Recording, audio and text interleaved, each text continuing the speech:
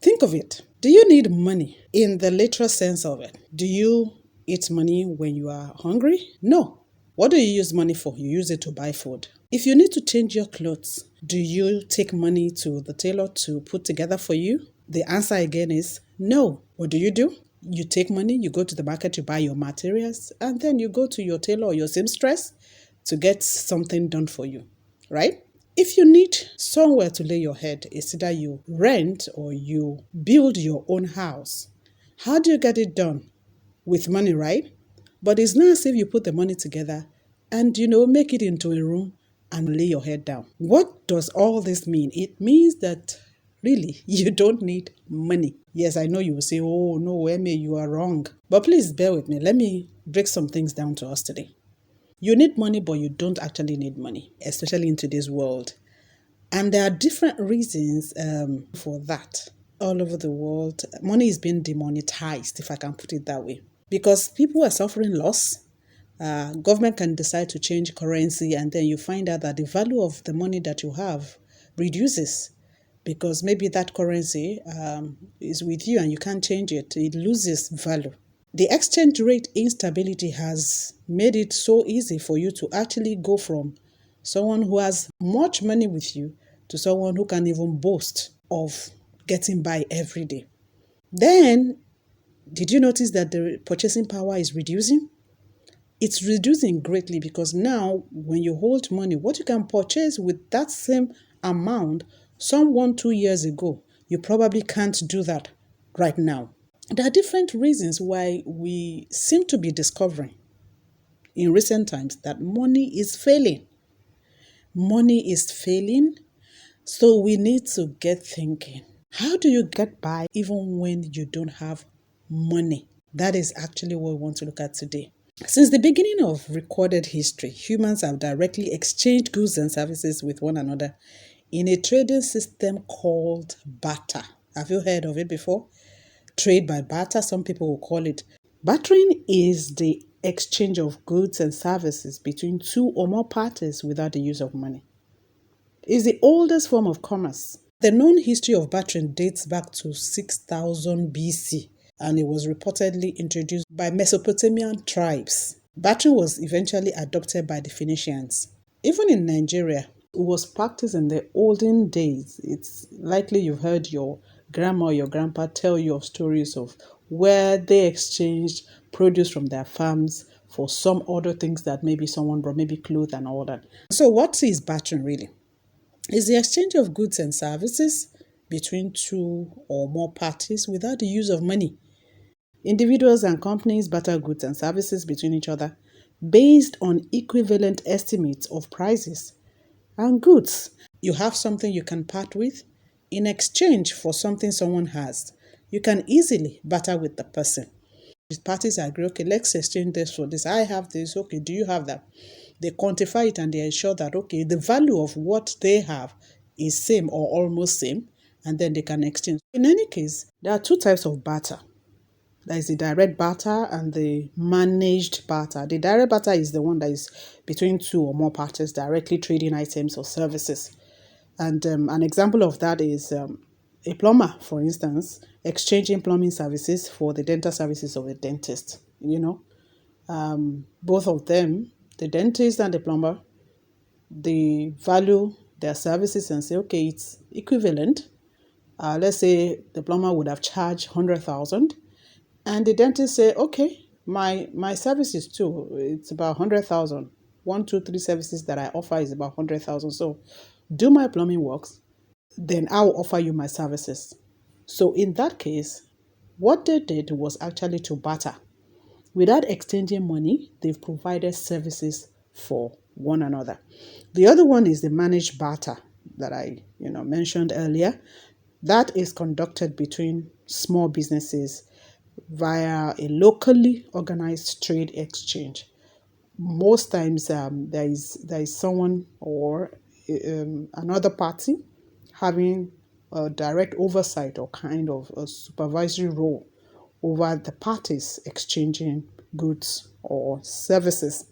You wonder, oh, how can that work in this time and age?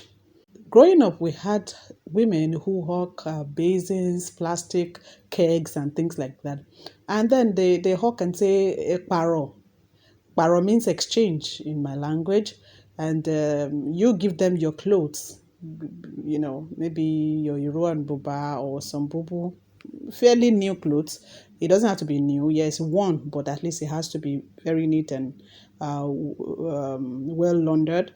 So you give them. Some of them would insist, "Oh, you have to give me 2 or 3 pieces, or 2 or 3 sets in exchange for a big basin or something like that."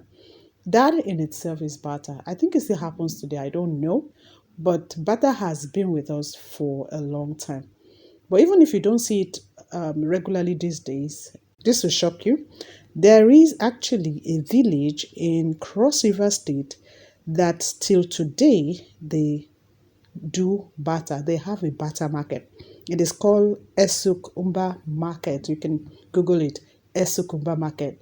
People take their goods there, they take their produce there, their farm produce, as early as 7 a.m. on, I think, Saturday, and they trade without money. And by 12 o'clock, everyone switches back to the normal market where they trade with money.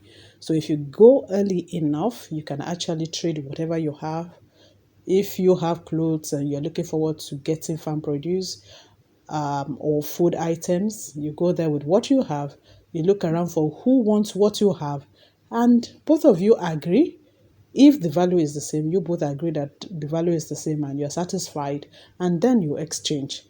That market exists till today. But how can we replicate this? Let me share with you one of the motivations behind this video. I discovered that the economic situation now is distressing many people. And although people think they have nothing, I discovered that most people are looking at what they don't have and they've forgotten what they have. They are looking at what they cannot do, but they seem to have lost sight of what they can do.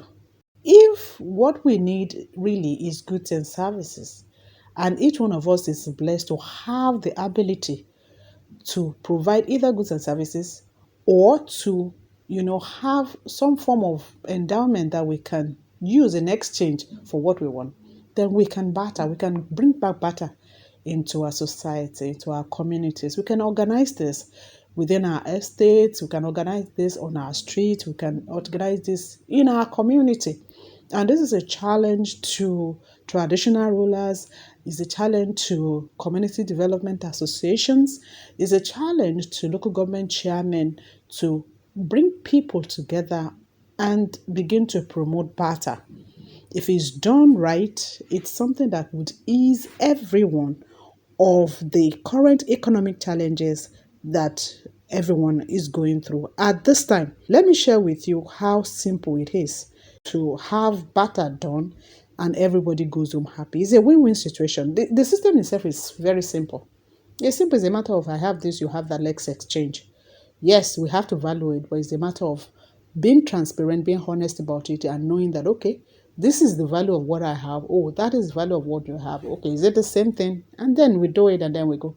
For instance, if in my house I have like 10 tubers of yam and my family hardly eats yam, but I need beans and I don't have beans at home, is it not just simple wisdom to exchange my yam for a family who loves to eat yam? And they have beans, they don't eat beans, and we just exchange. I arrive at the value of my yam based on the prevailing cost of yam in the market. They too arrive at the equivalent value of the beans that they have, and then we exchange. It's that simple. There are no complexities involved, unlike the monetary system. It's not complex at all, it's just straightforward. And in the case of barter, power is not concentrated in some circles.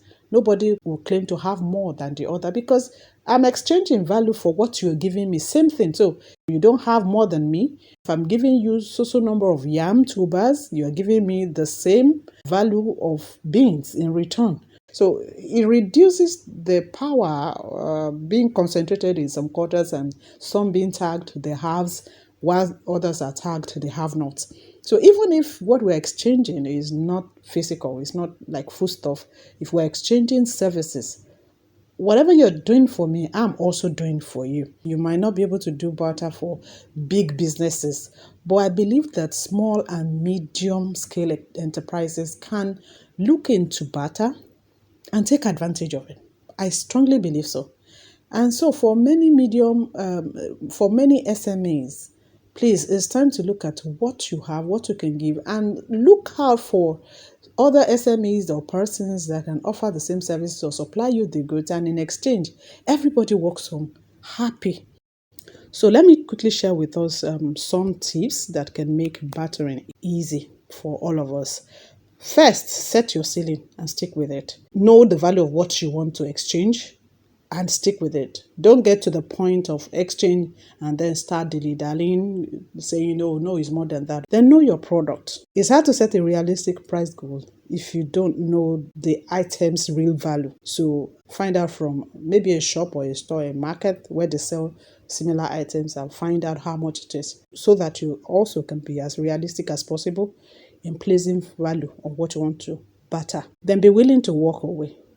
Because, in today's world, people look out for who they can cheat and all that. So some might come and say, I need this thing. And they begin to press you. But you know that what they want to exchange is not same value. Be willing to walk away so that people don't take advantage of you and offer you something that is less in value to what you want to exchange. And please be reasonable. In negotiating, be reasonable. Don't, because the person you're exchanging with is desperate, you now go offer them something that is of less value. In barter, really, you have to be very honest and be fair. So don't go into bartering as a means to defraud others or take advantage of their situation. And as much as possible, even when you offer a particular value and someone says no, please don't push it. We can start right away. All you have to do is find people who are interested in participating. You can start from a few friends. Before you know it, it increases. You can start from your house. Even if all of you are tenants, you can talk to your neighbors, local organizations, businesses. Another thing you can do is look around you. What is in your house that is very valuable and you're not using, that someone can benefit from? Next step would be to look for that someone who needs what you have and has what you need. And then you can talk to the person about barter. What is most important is A needs what B has, B needs what A has, and what A has and what B has the same value. That should be the rule of thumb for trade by barter. Please, while at it, don't exchange things that are not ethical. Don't exchange body for things. So, are you going to try barter? Let me know. Click on the notification button so that when the next video is uploaded, you can follow. And please, if you have not subscribed to my YouTube channel, do that right away.